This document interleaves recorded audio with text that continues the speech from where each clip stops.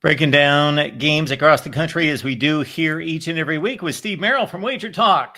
Get the deep dive with Steve on everything across the landscape of the betting world in sports, not just college football, but the NFL is cranking up.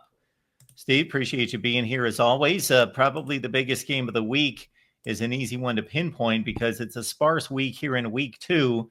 Michigan goes to Oklahoma.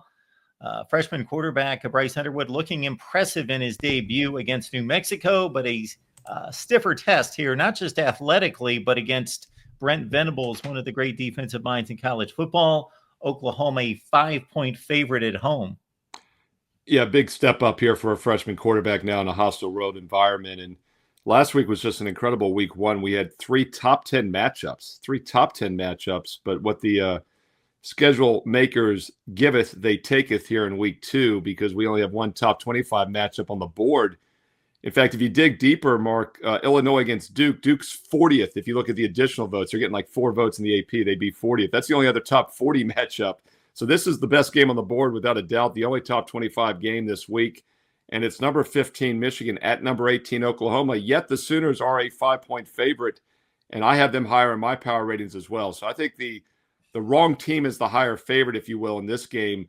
My 10,000 game simulation has Oklahoma winning by 9.5 points on average. So I do like the Sooners in this one. I also know there's 2 inexperienced quarterbacks, but I think it's tougher for the road team. I look for Michigan to be pretty conservative out of the gate in this one. We mentioned that last week in the Texas-Ohio State game. Arch Manning obviously didn't do much. I also said how the under might be worth a look early in the game or in the full game last week for that reason. That was a very low-scoring game, and I think the under is probably in play in this one as well.